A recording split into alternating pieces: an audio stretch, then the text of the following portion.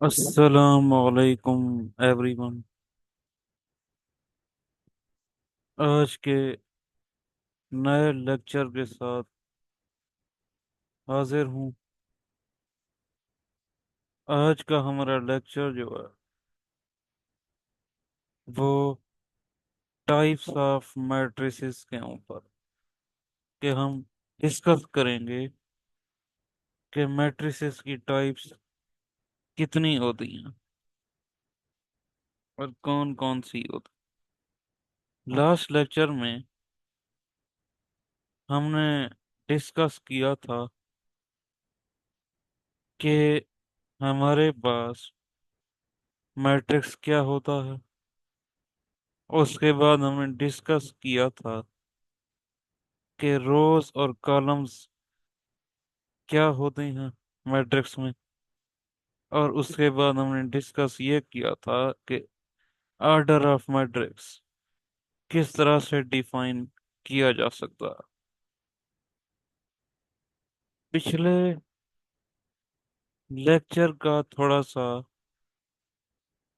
एक रिव्यू दे रहा हूँ आपको। हमने ये देखा था कि जो मैट्रिक्स होता वो क्या होता है, एक रेक्टेंगुलर अरे है या फॉर्मेशन है या यानी कि सीक्वेंस है।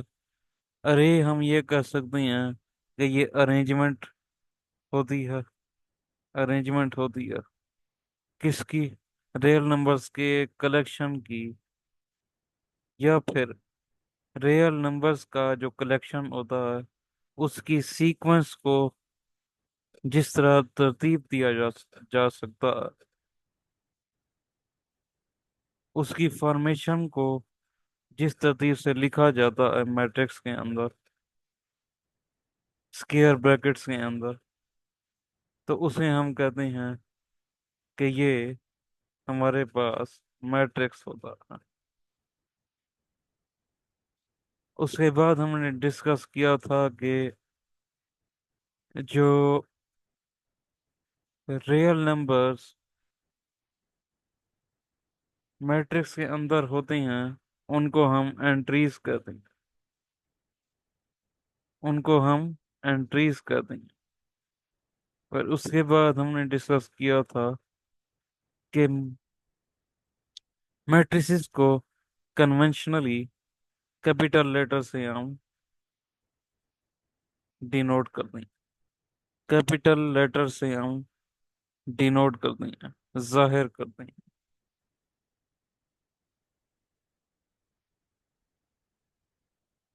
उसके बाद हमने रोज और कॉलम्स को डिस्कस किया और फिर उसके बाद हमने ये डिस्कस किया कि ऑर्डर क्या होता है।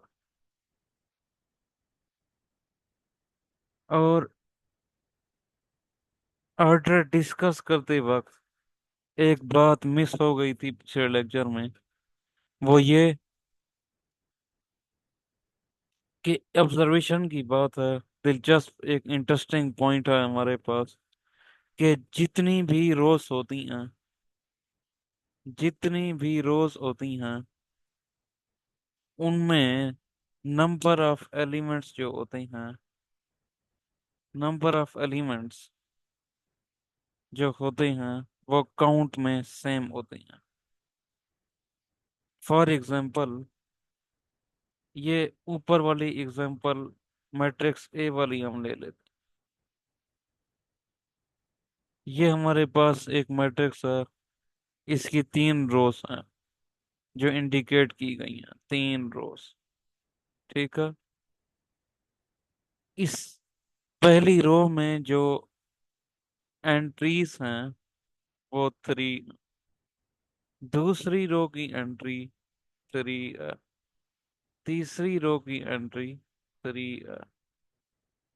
तो कहने का मकसद ये है कि एक मैट्रिक्स में जितना भी रोज होंगी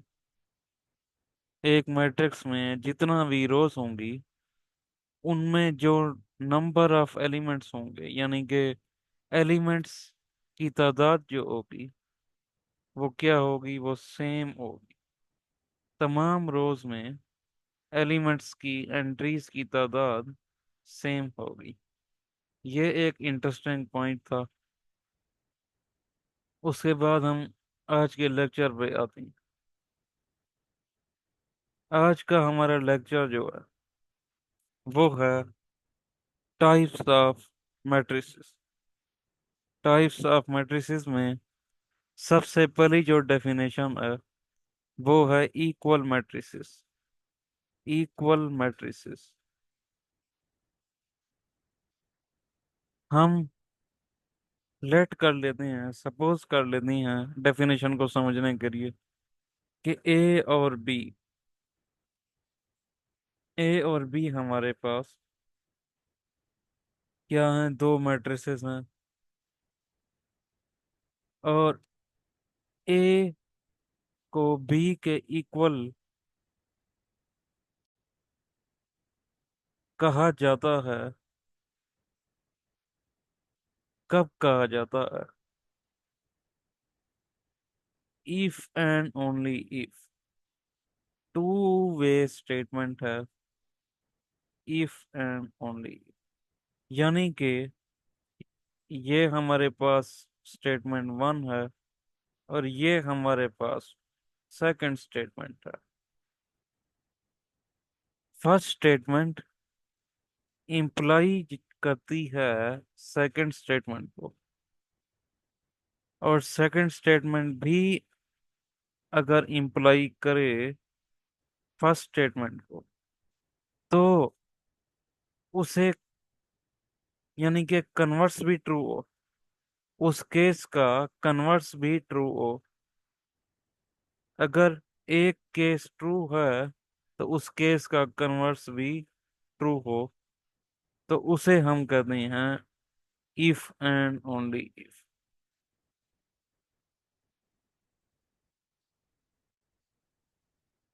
तो दो मैट्रिसेस कब इक्वल होंगे? हमारे पास दो मैट्रिसेस तब इक्वल होंगे जब ये दो कंडीशन जो हैं वो सेटिस्फाई। क्या? कौन सी दो कंडीशन? एक तो पहले मैट्रिक्स का ऑर्डर दूसरे मैट्रिक्स के ऑर्डर के इक्वल होना चाहिए। पहले मैट्रिक्स का ऑर्डर दूसरे मैट्रिक्स के ऑर्डर के इक्वल होना चाहिए। और सेकंड कंडीशन ये होती है कि उनके जो आमने सामने की एंट्रीज होती हैं, कॉरिस्पॉन्डिंग एंट्रीज जो होती हैं, वो क्या होनी चाहिए, वो भी सेम होनी चाहिए, इक्वल होनी चाहिए। एक तो ऑर्डर सेम होना चाहिए और दूसरा कॉरिस्पॉन्डिंग एंट्रीज सेम होनी चाहिए, तभी जाके दो मैट्रिसेस इक्वल। और कन्वर्सली अगर ये दो कंडीशन सेटिस्फाई होती हैं तो तभी जाके दो मैट्रिसेस इक्वल होंगे।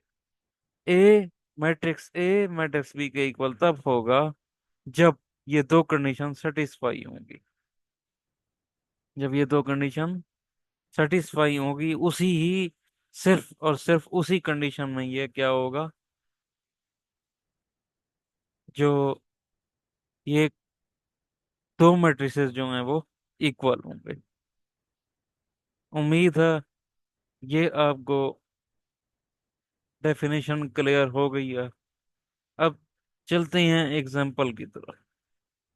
हमारे पास ये एक मैट्रिक्स है, मैट्रिक्स ए, 1 3 - 4 2। और ये बी एक मैट्रिक्स है, 1 2 + 1 - 4 4 - 2। अब हम देखते हैं क्या इनका ऑर्डर सेम है। चलिए देखते हैं। ये रो 1, ये रो 2, ये कॉलम 1 और ये कॉलम 2। यानी पहली मैट्रिक्स का ऑर्डर 2 × 2 है, दूसरी मैट्रिक्स का ऑर्डर भी 2 × 2 है।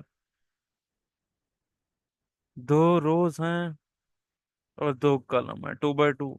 ऑर्डर तो इक्वल हो गया। ठीक है। और उसके बाद वन के कोरिस्पोंडिंग एंट्री वन इक्वल है। 3 और 2 + 1 इक्वल है। -4 इक्वल होता है -4 के।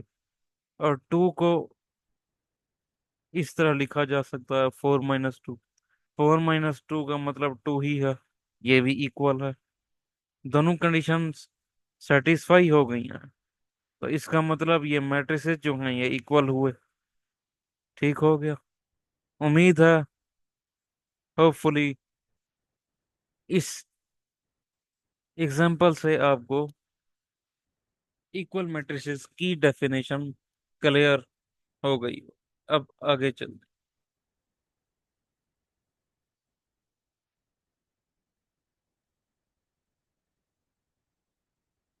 एक्सरसाइज 1.1 जो है वो हम बाद में करेंगे।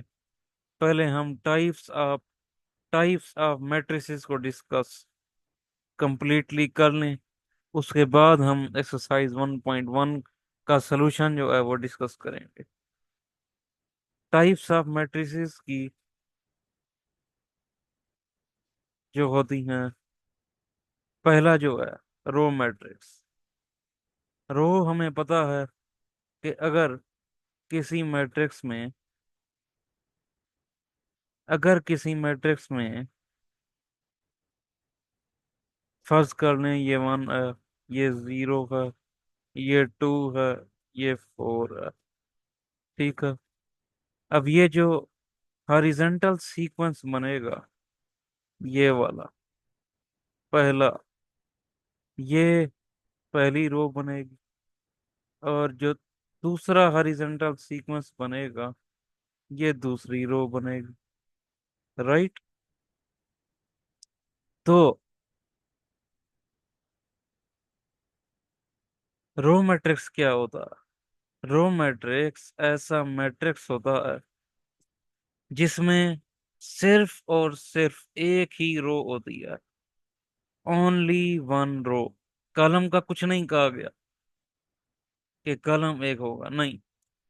Only one row. रो एक हो सकती है लेकिन कॉलम बहुत सारे हो सकते हैं। एक से भी ज्यादा हो सकती हैं, दो से भी ज्यादा हो सकती हैं। तो रो मैट्रिक्स तभी बनेगा जब एंट्री सिर्फ और सिर्फ एक ही रो बनाएगी। एंट्रीज का सीक्वेंस ऐसा होगा कि सिर्फ एक ही रो बनेगी। मिसाल के तौर पर ये मैट्रिक्स एम है, उसमें ये एक रो बन रही है। कौन सी? 2 - 1 7। हॉरिजॉन्टल सीक्वेंस में ये एक रो बन रही है और सिंगल रो है, एक ही रो है। एक ही रो है तो इसका मतलब ये है कि ये रो मैट्रिक्स है। क्या है? रो मैट्रिक्स है। और कॉलम तीन है इसके। पहला कॉलम, दूसरा और तीसरा कॉलम। ठीक है, तीन हो गए। तो इसका ऑर्डर जो है मेरे भाइयों, ऑर्डर बनेगा number of rows by number of column. Row क्योंकि वन है, रो मैट्रिक्स है, रो वन है। और कॉलम थ्री है, 1/3। 1/3 यानी कि यहाँ m की वैल्यू 1 है और n की वैल्यू 3 है। मतलब ये हुआ कि नंबर ऑफ रोज वो 1 है क्योंकि रो मैट्रिक्स है। और नंबर ऑफ कॉलम इसके 3 है। तो इसका ऑर्डर बनेगा 1/3। 1/3। अब हम सेकंड डेफिनेशन पे आते हैं। सिंपली जिस मैट्रिक्स के अंदर, जिस मैट्रिक्स में हमारे पास एक ही कॉलम होगा, एक सिंगल कॉलम होगा, एक ही कॉलम होगा, उसे हम क्या कहेंगे? उसे हम कहेंगे कि ये कॉलम मैट्रिक्स है। मिसाल के तौर पर ये एक हमारे पास मैट्रिक्स है जिसमें ये एक ही कॉलम बन रहा है, 1 0। एक ही कॉलम बन रहा है 1 0, लेकिन रोज क्या है, 2 है। तो इसका ऑर्डर जो है, इसका ऑर्डर क्या बनेगा? इसका ऑर्डर बनेगा मेरे भाई, नंबर ऑफ रोज 2 हैं, इसका ऑर्डर 2 बाय, और कॉलम क्योंकि एक ही है, 2 बाय 1। इसी तरह ये भी कॉलम मैट्रिक्स है 2 0 1, एक ही कॉलम बन रहा है लेकिन 3 रोज हैं। तो इसका ऑर्डर बनेगा number of rows by number of columns, यानी कि नंबर ऑफ रोज 3 है, नंबर ऑफ कॉलम, कॉलम तो एक ही है, 3 बाय 1। तो ये कॉलम मैट्रिक्स हमारे पास हो गया। उसके बाद हमारे पास आता है rectangular matrix. Rectangular matrix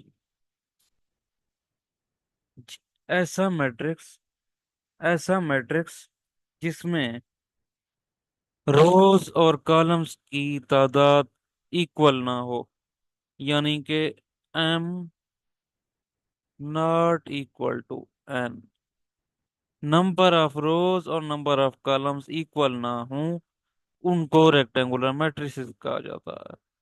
for example, ये एक मैट्रिक्स है, इसमें 3 रोज हैं लेकिन 2 कॉलम हैं, तो ये रेक्टेंगुलर मैट्रिक्स है। इसी तरह हमारे पास नेक्स्ट एग्जांपल है कि ये हमारे पास सेकंड मैट्रिक्स है, इसके 2 कॉलम हैं, 2 रोज हैं, 2 रोज हैं और 3 कॉलम हैं। तो ये भी रेक्टेंगुलर मैट्रिक्स है, ये भी क्या है, रेक्टेंगुलर मैट्रिक्स। और हमारे पास जो तीसरा मैट्रिक्स है, जिसमें सिर्फ एक ही रो है, रो मैट्रिक्स, इस लेकिन इसके कॉलम 3 है, 1 2 3। ठीक है, 1 2 3, 3 कॉलम है, एक रो है, number of rose number of column equal नहीं है, ये रेक्टेंगुलर मैट्रिक्स है। ये क्या है, रेक्टेंगुलर मैट्रिक्स है। इसी तरह कॉलम मैट्रिक्स भी रेक्टेंगुलर मैट्रिक्स होता है, रो मैट्रिक्स की तरह कॉलम मैट्रिक्स भी रेक्टेंगुलर मैट्रिक्स होता है। अब हम आगे चलते हैं। Square matrix, square matrix rectangular matrix के अपोजिट, इसमें नंबर ऑफ रोज और नंबर ऑफ कॉलम्स इक्वल होते हैं। क्या होते हैं, नंबर ऑफ रोज और नंबर ऑफ कॉलम्स इक्वल होते हैं, नंबर ऑफ रोज और नंबर ऑफ कॉलम्स इक्वल होते हैं। स्क्वायर मैट्रिक्स ऐसा मैट्रिक्स होता है जिसमें नंबर ऑफ रोज और नंबर ऑफ कॉलम्स इक्वल होते हैं। हमारे पास ये जितनी भी एग्जांपल हैं, मैट्रिक्स ए बी सी, ये सारे के सारे स्क्वायर मैट्रिक्स हैं। मैट्रिक्स ए में रोज भी 2 हैं, कॉलम भी 2 हैं।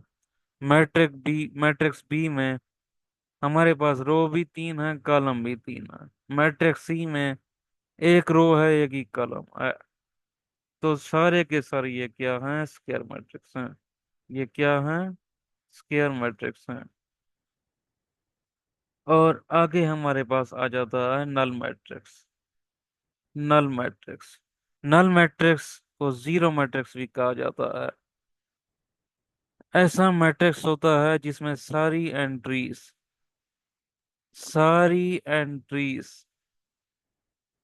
जीरो के इक्वल होती हैं।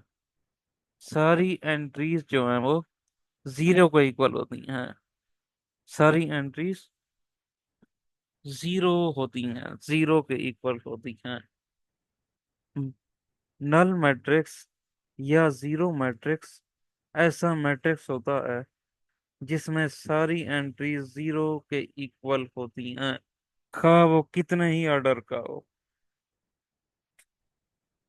सारी एंट्रीज जो होंगी वो जीरो के इक्वल होंगी। सिंपल डेफिनेशन है, उम्मीद है समझ आ गई होगी। और लास्ट में हमारे पास है ट्रांसपोज मैट्रिक्स।